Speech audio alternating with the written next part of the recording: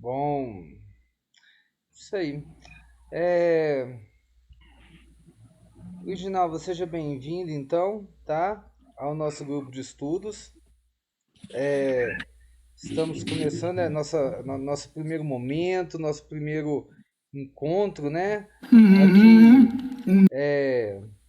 enquanto grupos de estudos, nós queremos nesse momento acolher, nós queremos nesse momento viver com profundidade tudo isso, né? Porque nós entendemos que é essencial a gente se aprimorar a todo momento. Para a gente que lidar com a saúde mental, para a gente que trabalha a saúde mental o tempo todo, é, a psicopatologia é uma das matérias mais importantes que nós temos. Por quê? Porque lidar com a patologia. E poucas pessoas sabem lidar com a patologia. O próprio nome fala psicopatologia, né? Psico porque vem do psique, vem do psicológico. Patologia. Patologia é uma patologia, é uma doença. É algo que nós não sabemos, que sai do normal, que sai daquilo que é planejado, né? O cérebro ele funciona de uma maneira funcional. Ele tem uma forma de funcionar. Quando eu estou falando de uma patologia, eu estou falando de algo que não está funcionando como deveria funcionar. Lembrando que patologias não são exclusividade do cérebro. Eu posso ter uma patologia em qualquer parte do meu corpo. Uma gripe é uma patologia, um câncer é uma patologia, né? Só que é chamado de psicopatologia porque eu estou falando de uma patologia do psique, né? E aí nós podemos falar de diversas patologias, psicopatologias. A esquizofrenia, o autismo, o transtorno de espectro autista, né? Nós podemos falar do burnout, nós podemos falar do TDAH e tantas outras que existem e que às vezes nós não sabemos lidar com elas. A dependência química, né? Entre outras. E o objetivo de fazermos um grupo de estudos sobre psicopatologias é exatamente pela dificuldade que as pessoas têm de lidar, de trabalhar com o diagnóstico e quando eles têm o diagnóstico em mãos, a dificuldade de tratar. Lindinalva, é, aí você me pergunta assim, mas, ô Paulo, por que as pessoas têm dificuldade de dar o diagnóstico de uma psicopatologia? Porque os sintomas das psicopatologias se cruzam muito. São muitas patologias com sintomas iguais. E às vezes nós cometemos muitos erros de dar diagnósticos precoces. Por exemplo, se eu pego um dependente químico, Lindinalva, Isso.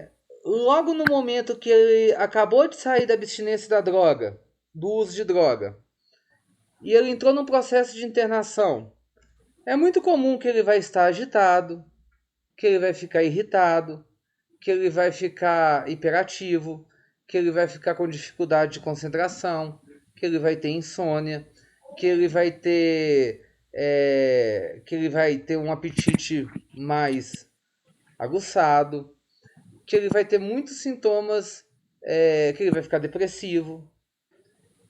Ou seja, tudo isso que eu estou falando são sintomas de TDAH, são sintomas, eu posso falar que ele está no nível de depressão. Então, até que ele passe pelos dias de abstinência, até que ele passe por um período, eu não posso dar um diagnóstico para ele. Se essa pessoa ela passa no psiquiatra e não relata que ele acabou de passar por um certo tempo de uso de substância psicoativa, o que vai acontecer? O psiquiatra vai, ou o psicólogo,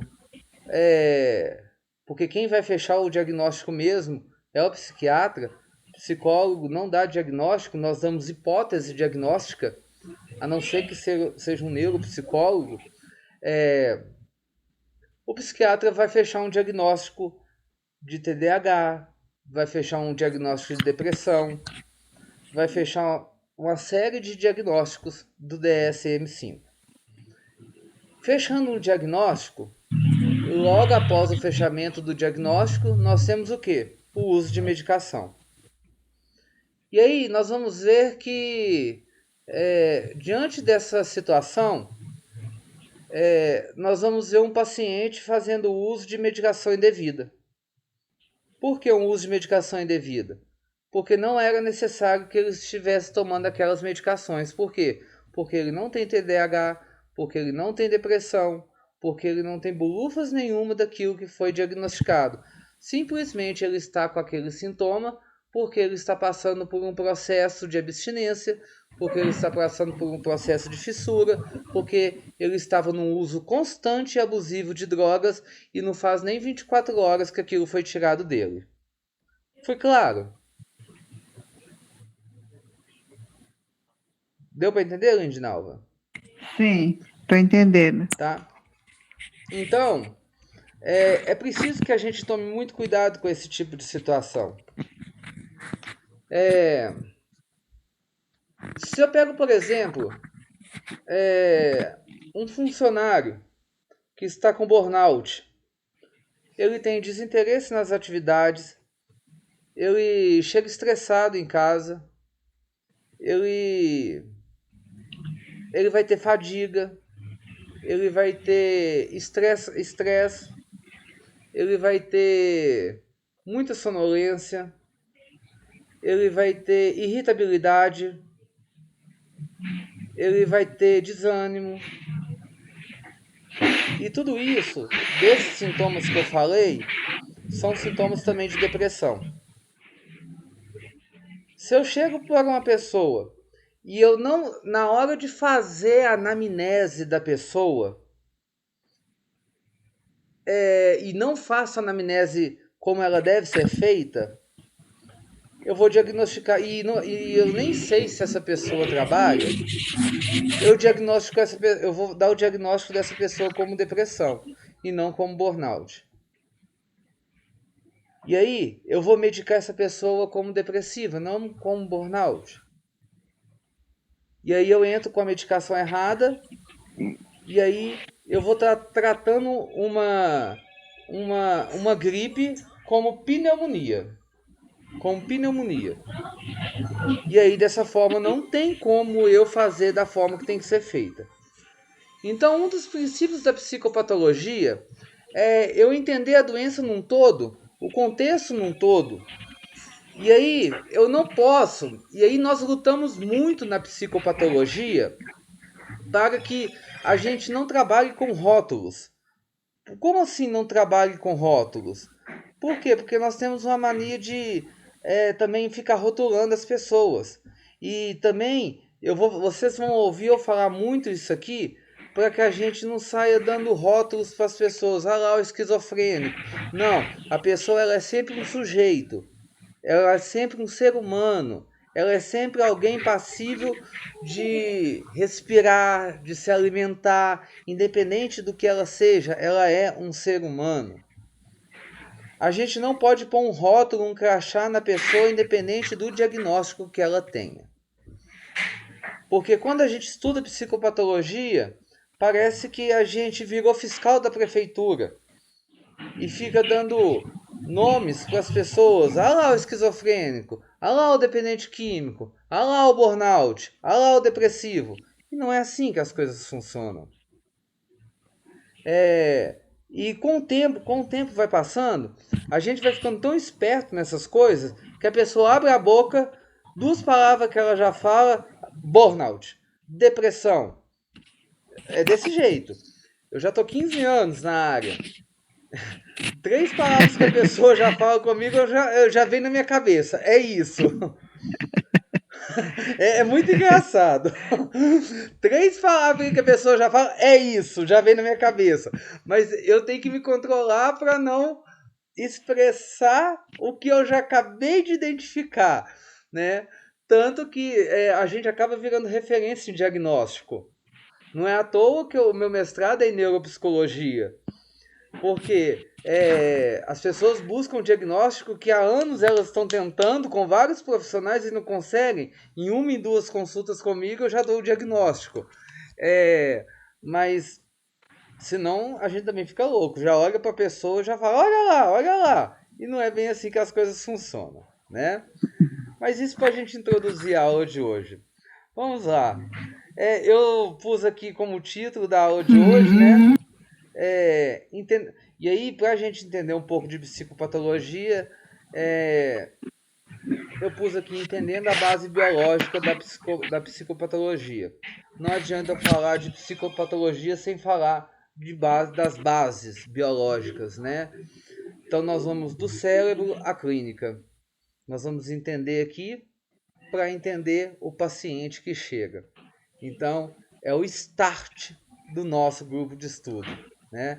Nós vamos apertar o start, vamos começar entendendo então um pouco desse contexto tão maravilhoso. Nós criamos uma musiquinha. Um novo olhar. Terça a gente quebra o manual, vê o hardware, entendendo a sinapse e o potencial. Quinta, o caso real, o raciocínio. Sábado, a gente alinha o destino. Da neuroplasticidade à prática clínica, uma nova ciência que te capacita. É mais que um grupo, é a base pra avançar, com a mente e o coração no mesmo lugar.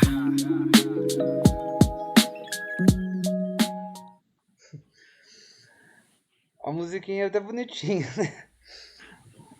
Vamos prestar atenção nela de novo, que ela vai falar a base do nosso estudo, Lindinalva, olha. Um novo olhar. Terça a gente quebra o manual, vê o hardware, entendendo a sinapse e o potencial.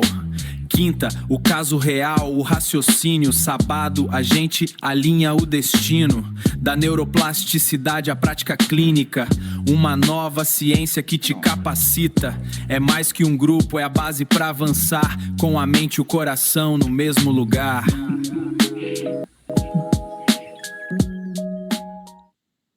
Então, Lindinalva, a base dos nossos estudos do grupo de estudo vai funcionar mais ou menos assim. Toda terça a gente quebra o DSM-5, ou seja, a gente traz a psicopatologia. Como ela é, a gente vai trazer o CID. E a gente vai trazer o CID de diversas formas. Só que nós não vai ficar lendo o manual não, tá? A gente vai desmiuçar ele na terça. Na quinta, a gente vai trabalhar, sempre fazer um estudo de caso. A gente vai trazer a clínica para dentro, tá? Tá bom. Eu trago casos, nós vamos ouvir casos, nós vamos ver casos, tá? Vamos entender os sintomas, vamos ouvir testemunhos de pessoas que têm aqueles sintomas, como que elas vivem, entendeu? Para a gente entender aquilo lá, tá? E no sábado é o sábado de supervisão. Supervisão é um sábado livre. O que é o sábado de supervisão, o sábado livre?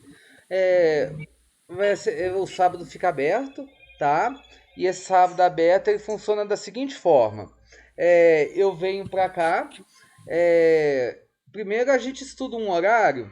Esse horário que a gente estuda, ele funciona da seguinte forma. Eu trago... Só desligar aqui. Nós vamos ver se a gente estuda um horário. Se vocês tiverem dúvidas, vocês podem trazer essas dúvidas no sábado. E para quem trabalha com algum caso, ou atende, ou trabalha em comunidade terapêutica, tá com alguma dúvida, tá com dificuldade em manejar algum caso, vai trazer esse caso para cá e eu vou fazer a supervisão dele, tá? Por exemplo, você tá com um caso da Dora e você está com dificuldade, você gostaria de saber, ajudar a Dora, mas você não está conseguindo. O que eu faço, Paulo? Então, vamos lá. O que a Dora tem? Qual que é o CID dela? O que você já tentou fazer? Né? Ó, Lindinalva, eu acho que se você fizer isso, se você tentar isso, o sábado vai ser para essas situações, tá bom? Tá bom. Então vamos lá. Trabalhando aqui, a gente vê aqui as bases biológicas da psicopatologia, né? Nas bases biológicas da psicopatologia, ela vai além dos sintomas. Quando a gente fala dessas bases, ela vai muito além desse sintoma. E aí é importante a gente entender que o diagnóstico ele não é apenas uma lista de comportamentos, tá? Quando a gente quer saber o diagnóstico, eu não quero saber só o comportamento.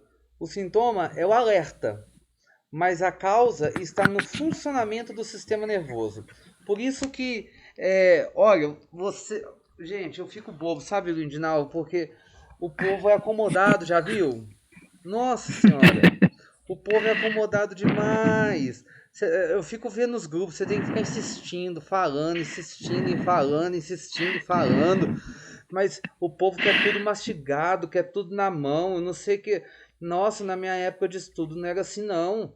Eu corria atrás das coisas, eu vi uma coisa, eu já ia atrás. Eu vejo que você também é assim, você quer, você vai atrás, sabe? Mas o povo não. Olha para vocês verem a oportunidade que o povo está perdendo. Olha, estudar psicopatologia com uma pessoa que está fazendo mestrado em neuropsicologia. Isso é um casamento perfeito. É o casamento perfeito. Por quê? Porque toda psicopatologia começa no sistema neurocerebral. Toda psicopatologia começa no sistema neurocerebral. Então, o sintoma é um alerta, mas a causa desse sintoma, a causa desse alerta está onde? No sistema nervoso. Está no sistema nervoso. Ou seja, o que nós estamos vendo ali na superfície, que é o que a gente vê, por exemplo, pega uma pessoa esquizofrênica. O que você consegue ver na pessoa esquizofrênica, Lindinalva? O que é perceptível. O que a gente vê numa pessoa esquizofrênica? É a pessoa muito agitada, né? Agitado. O que mais que você consegue ver? Que caminha assim, talvez sem direção, quando tem a crise, né? Sim, tem umas que Mais ou saem menos andando pra assim. lá e pra cá. O que mais? Mais ou menos isso. Eu nunca tive, Teve assim, contato assim, né? contato. Uhum. Isso. Tá. Tem umas que falam sozinhas, já viu? Não, nunca vi não. Falar a verdade, eu nunca vi. Tem umas que conversam mais sozinhas, né? Isso é o que a gente vê. Mas olha pra você ver, o que nós vemos na superfície são apenas os sintomas manifestos. É a ponta do iceberg. É só a ponta. Abaixo está o sistema nervoso, ou seja, o que você está vendo é só a ponta. Só que atrás disso está o sistema nervoso, que é a verdadeira origem dos transtornos. E o que é um transtorno? Imagina, você está numa rua. A rua ela é de mão única. Os carros só estão indo no sentido. Assim é o nosso sistema nervoso.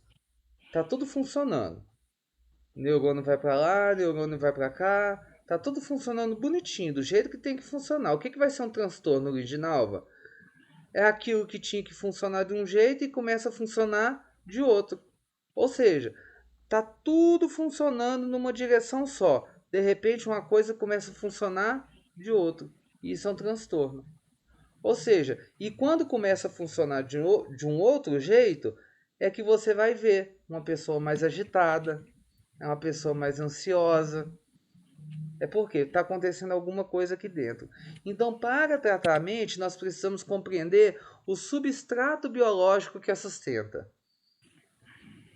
Então, eu só vou entender uma patologia a partir do momento que eu entender essa parte biológica, a partir do momento que eu entender aquilo que está biologicamente e neurologicamente precisando ser tratado. Senão eu nunca vou entender o que é uma patologia. Olha, do cérebro à clínica, o START, né, do nosso grupo de estudo. O cérebro que aprende o transtorno, tá? Existe uma palavra que se chama neuroplasticidade. Eu dei até um curso sobre isso essa semana, Lindinalva. Isso. O que acontece? O que é a neuroplasticidade? Antigamente eles achavam que o cérebro ele era rígido. Tem esse mouse aqui, ó. Ele é duro. Eu posso apertar ele que ele não vai mudar. Eles achavam antigamente, nos estudos antigos, que o cérebro, do jeito que ele era, ele ia ser pro resto da vida. Hoje não. Hoje já tem um estudo da neuropsicologia, da neurociência, que mostra que o cérebro ele se adapta. Ou seja, ele não é mais duro, ele é uma mão de via dupla. Ou seja, ele pode mudar. Então, isso é neuroplasticidade. Neuroplasticidade é a capacidade que o cérebro tem de se adaptar às situações novas. Ou seja, assim como a gente aprende hábitos saudáveis, o cérebro ele pode se moldar em padrões disfuncionais devido a traumas ou até mesmo estresse crônico. Ou seja, se eu pego um transtorno, vou corrigir esse termo, que a gente não pega. Deu a ideia agora que psicopatologia é algo transmissível, né? Deu uma ideia agora que a gente pega a esquizofrenia, que a gente pega transtorno de ansiedade. Por exemplo, se eu sou uma pessoa funcional, eu não tenho nenhum transtorno, eu não tenho nenhuma psicopatologia. Então, o meu cérebro funciona normalmente. Quando eu estou desenvolvendo algum transtorno, o meu corpo começa a dar sinais. Esses sinais são sinais de defesa. São sinais que o meu corpo está dando que alguma coisa está acontecendo. E por que ele dá esses sinais? Porque ele não está acostumado a isso. Ele não está acostumado a isso. Só que pela neuroplasticidade, ele vai acostumar. E quando ele acostumar, ele vai parar de dar esses sinais e vai acostumar-se a viver daquela forma. Quer ver um exemplo disso? Vamos pegar a dependência química? No início, o dependente químico, o cérebro não está acostumado com a química. Tanto que a pessoa, se ela usar muito, ela passa mal às vezes. Agora, depois de muito tempo que você tira a química da pessoa, não é difícil de tirar a química dela? Sim, é difícil. Por que é difícil? Porque o cérebro criou aquilo que nós chamamos de neuroplasticidade. Ó. O cérebro criou isso aqui, ó, neuroplasticidade. Ele se acostumou a sobreviver com o uso. Então, se você tira, ele desacostuma. Ele pensa assim, opa, peraí, tirou uma coisa que estava sendo necessária para mim sobreviver. Então, a gente pode falar de cura. Nós precisamos. E como que a gente cura? Como que a gente faz? Ô Paulo, mas tem como esse cérebro voltar a ser como era antes? Nós precisamos reeducar os caminhos neurais. Porque da mesma forma que o cérebro era de um jeito, depois ele se acostumou a ficar de outro jeito, eu preciso reeducar esses caminhos neurais. E isso acontece quando eu vou pôr a minha intervenção clínica. Vai precisar de uma intervenção clínica para permitir reeducar esses caminhos, promovendo novas conexões e restaurando o equilíbrio funcional. Algumas patologias vão ter controle, outras patologias não. Por exemplo, o transtorno de afetividade bipolar. Ele vai ter um controle. Então, eu controlo as crises, reeducando os meus caminhos neurais através de medicação, estabilizando as crises. E posso ter uma vida funcional. Certos graus de esquizofrenia eu já não vou conseguir. Então, algumas patologias eu posso sair do. Voltando lá em Freud, né? Eu posso sair do estado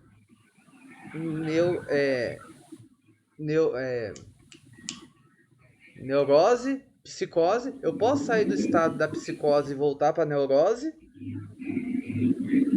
mas outros eu não vou conseguir, devido à neuroplasticidade. Então, eu preciso reeducar o meu cérebro. O cérebro da gente, Lindinalva, ele é alfabetizado. Quer ver um exemplo? Você tem filhos? Tenho. Quantos?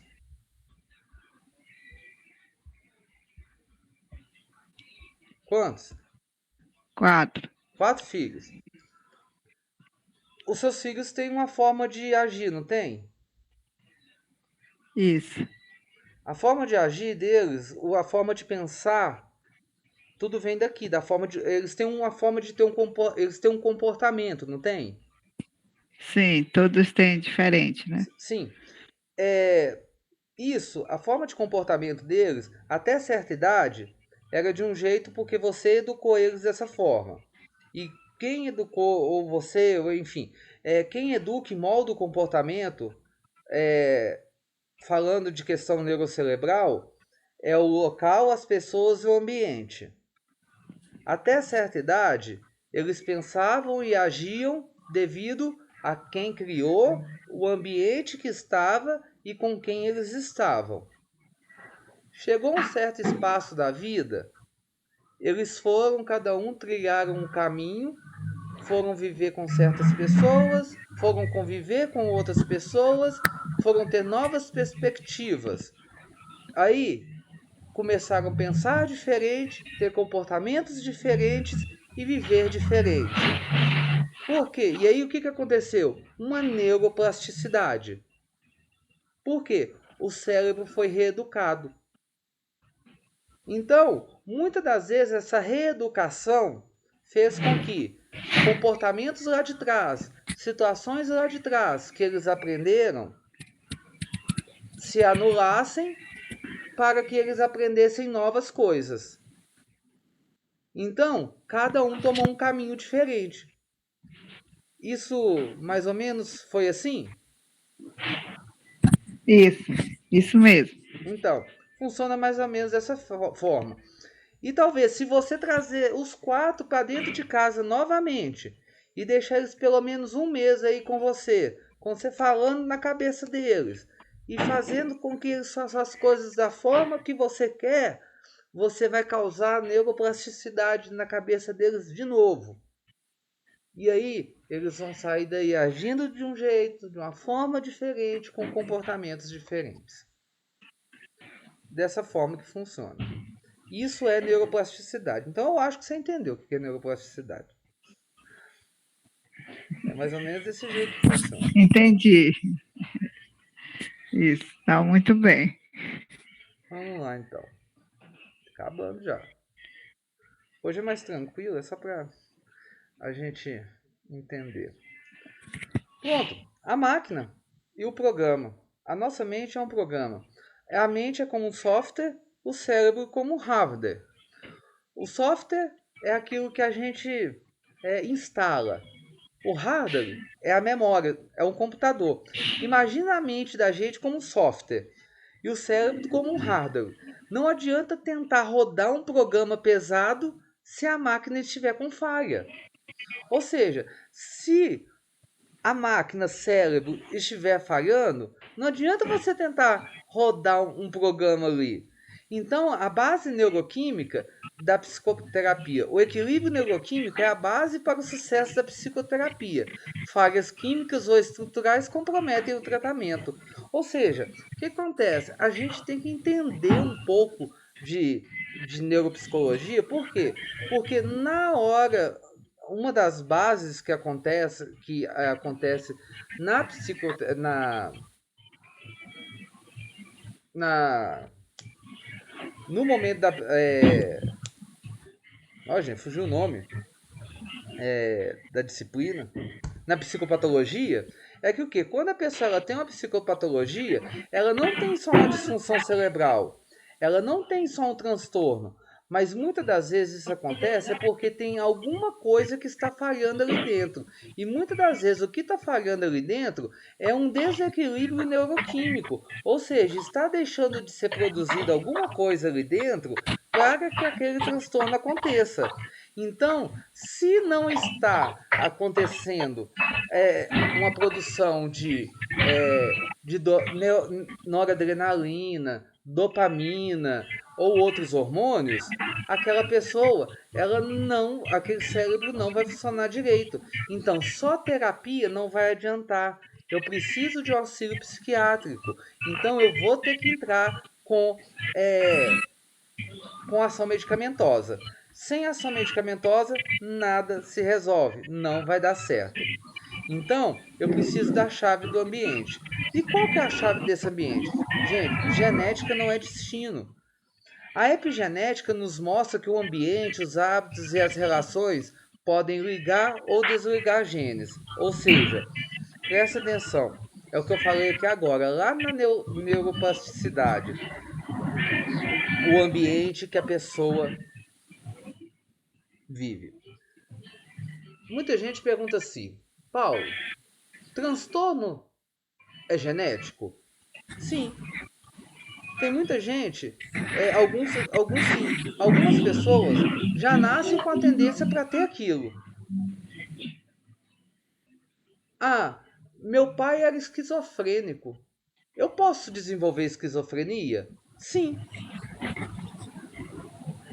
Ah, meu pai, ele tinha transtorno de ansiedade. Eu posso ser ansioso? Sim. Mas o que que vai... Mas eu até agora não desenvolvi isso. Tudo bem.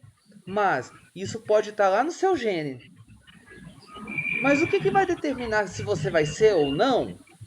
Uma das coisas que pode determinar, porque não é só uma coisa, são várias coisas que podem determinar, é o quê? O seu gene, o ambiente. Então, a epigenética vai ensinar isso pra gente. A epigenética mostra que o ambiente, os hábitos que você tem e as suas relações, elas podem ativar ou não as suas psicopatologias. Então, o ambiente, pessoa, lugar, essas coisas, sempre vão ser esses influenciadores que podem ligar ou não. E o contexto, ele pode ser também um interruptor. O contexto do paciente é o interruptor que determina se uma predisposição ao transtorno irá se manifestar ou não. Então, ou seja, da mesma forma que as questões genéticas e o ambiente e o contexto ao qual ele está vivendo é o que vai determinar se vai aparecer ou não. Quando a gente está fazendo uma anamnese original de um paciente, a anamnese é a entrevista inicial que a gente faz com o paciente, a gente começa a perceber que muitas das vezes as psicopatologias sempre acontecem num contexto especial. Tipo, foi no falecimento de uma pessoa que aquela pessoa amava muito. Foi no término de um namoro. Foi numa discussão que aconteceu em tal situação. Foi quando a pessoa começou a usar droga demais. Sempre tem uma situação assim. Sempre tem uma situação assim que acontece que você já viu, né? Bom, Lindinalva, amanhã, quinta-feira, nós não vamos nos reunir, tá? Porque as nossos encontros são terças e quinta. Então essa semana, hoje é quarta, a gente não se reúne. Sábado é o plantão Tira Dúvidas, igual eu expliquei. Depois eu vou explicar lá no grupo, tá? Agora é ação, tá bom? O que acontece? Eu quero que você pesquise, veja, tente ler coisas sobre psicopatologia, veja algumas doenças, às vezes você conhece alguém, né, que tem alguma psicopatologia, se você quiser tirar alguma dúvida sobre elas, procura, tenha curiosidade, sabe? Veja os sintomas, se você quiser tirar alguma dúvida, se for sobre dependência química ou qualquer outra coisa, daí no sábado, se tiver só falar, Paulo, podemos? Se não tiver, não tem problema, sábado nós estamos livres, tá bom? E o que vem por aí? Confira os próximos passos do nosso grupo de estudo e prepare-se para aprofundar os seus conhecimentos. Primeiro, dia de digestão mental. Momento de reflexão individual sobre como esses conceitos impactam sua visão clínica. 2. Nosso encontro ao vivo do Plantão Tira Dúvida. Tragam seus casos e curiosidades. 3. Salve esse post para revisar antes do nosso plantão. Não perca nenhum detalhe importante. Vou mandar essa apresentação para você. Você lê, tira suas dúvidas e qualquer coisa nós estamos por aí, tá bom? Tá bom, muito obrigada. Eu que agradeço, Lindinalva. Muito obrigado pela atenção, muito obrigado pelo carinho de sempre, tá? Que você possa continuar aí nessa labuta de sempre, né? Lutando sempre e que possamos ser prósperos aí, tá? Qualquer coisa, sábado eu estou aí à disposição. A gente se encontra, tudo bem? Tudo bem. Tá bom, um abraço, Muito Lindinalva. obrigado. Deus abençoe. Até a próxima. Fique com Amém. Deus. Obrigado. Até Boa noite. mais. Tchau. Até, tchau.